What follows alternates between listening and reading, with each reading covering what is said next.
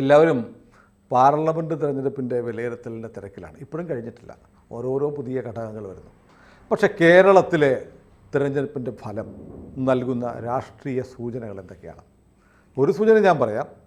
ഇടതുപക്ഷം ഭരിക്കുന്ന 11 സീറ്റുകളിൽ BJP ആയിരക്കണക്കിന് വോട്ടിന് മുന്നിലാണ്.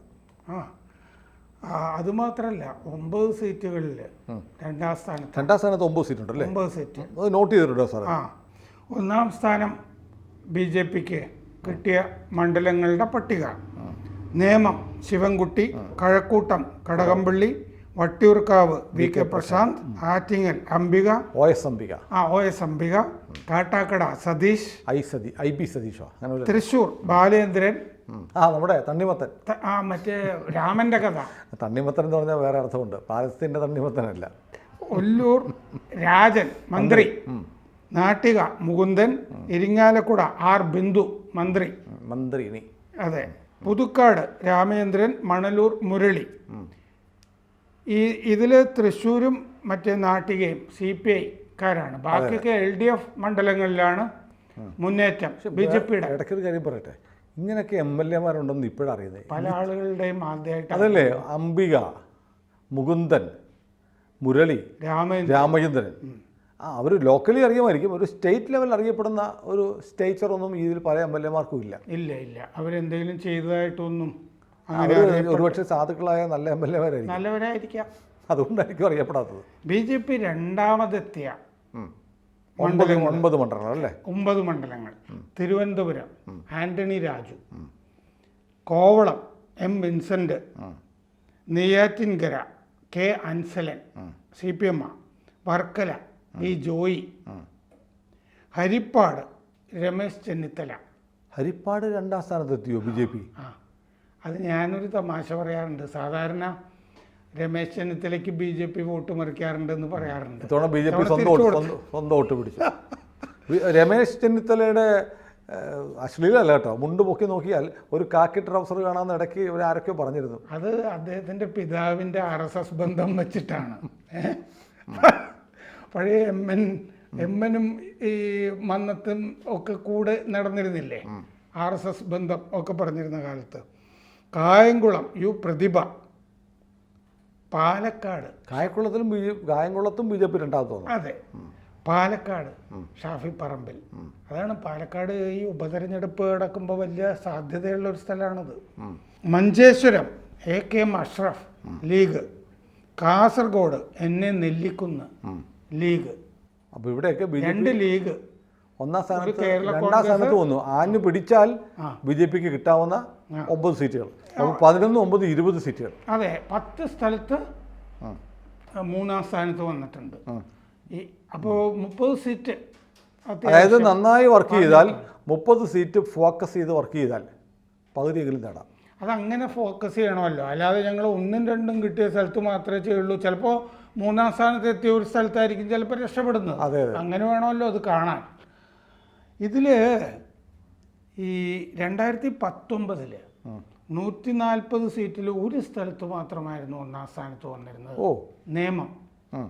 2-ാം സ്ഥാനത്ത് 7 മണ്ഡലങ്ങളിലാണ് വന്നിരുന്നത്: കാസർഗോഡ്, മഞ്ചേശ്വരം, തൃശ്ശൂർ, അടൂർ, കഴക്കൂട്ടം, വട്ടിയൂർക്കാവ്, തിരുവനന്തപുരം. ഇപ്പോൾ മറ്റേ മുഖ്യമന്ത്രിയുടെ ധർമ്മടം മണ്ഡലത്തിലെ മുഖ്യമന്ത്രിയുടെ ബൂത്തില്ലേ, ആ ബൂത്തിൽ 53 വോട്ടിൽ നിന്ന് 115 വോട്ടാക്കി BJP വർദ്ധിപ്പിച്ചു. പിണറായിയിൽ 115 BJP-കാരുണ്ട് ബൂത്തിൽ. കഴിഞ്ഞ തവണത്തെ ഇരട്ടിയിലും കൂടിയല്ലോ, 53 ഉണ്ടായിരുന്നുള്ളൂ, അത് 115 കാരണം എന്താന്ന് വെച്ചാൽ അവിടുത്തെ സഖാക്കൾ മുഴുവൻ BJPക്ക് വോട്ട് ചെയ്തെന്ന് വേണം കരുതാൻ. അദ്ദേഹത്തിൻ്റെ കൂടെ എപ്പോഴും നടക്കുന്നവരൊക്കെ. മറ്റേ വോട്ട് ശതമാനത്തിലെ വർധന 3.57, 4 ആയിട്ടൊക്കെ എടുക്കാം. അത്രയും വർധനയുണ്ട്. ടോട്ടൽ എത്രയായി? ടോട്ടൽ 19.21%. 20ലേക്ക് തൊട്ടു. അല്ല, ഇതിനകത്ത് വേറെ കാര്യമുണ്ട്. ഈ BDJസിന് കൊടുത്ത മണ്ഡലങ്ങളിലെ വോട്ട് ഇത് കണക്ക് വരത്തില്ല.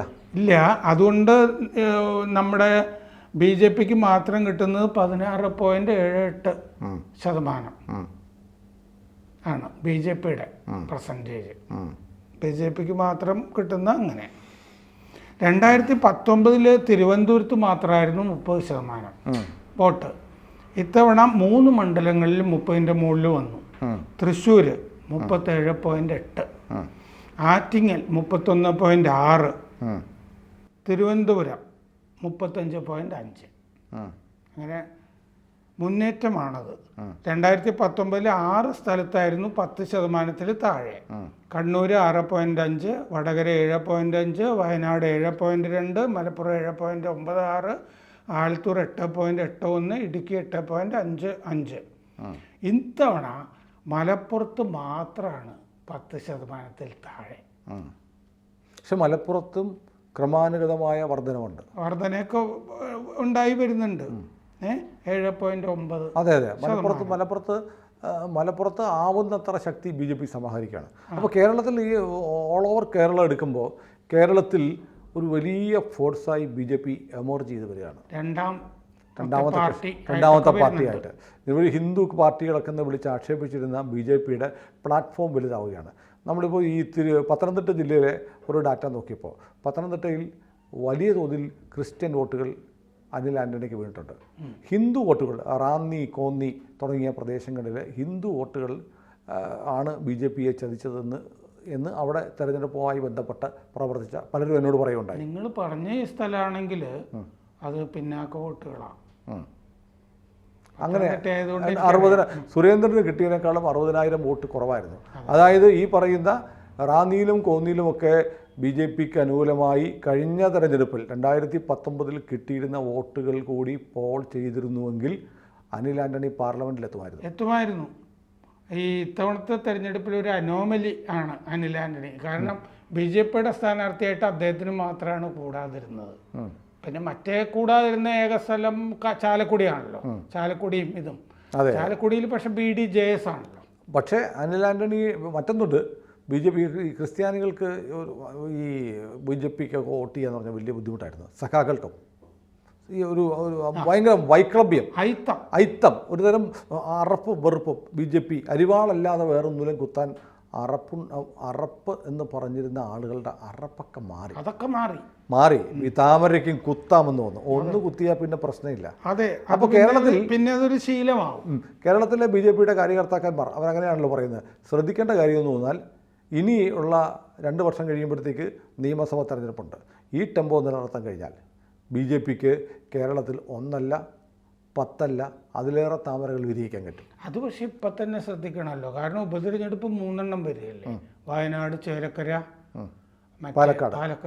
പാലക്കാട് ജയിക്കാം. കാരണം അവിടുത്തെ ഏതാണ്ട് സ്ഥാനാർത്ഥികളെ പോലും കോൺഗ്രസ്സുകാരൊക്കെ പറയുന്നുണ്ടല്ലോ ഇന്ന ആളായിരിക്കുന്ന. ഇപ്പോൾ മറ്റേ രാഹുൽ മാങ്കൂട്ടത്തിലായിരിക്കും പാലക്കാടെന്ന് പറയുന്നു. ചേലക്കരയിൽ രമ്യ ഹരിദാസാണെന്ന് പറയുന്നു. വയനാട്ടിൽ മുരളീധരനാണ് നെഹ്റു കുടുംബം അല്ലെങ്കിൽ ലീഗിൻ്റെ താല്പര്യം അതാണെന്ന് ലീഗ് വ്യക്തമാക്കിയിട്ടുണ്ട്, കുഞ്ഞാലിക്കുട്ടി.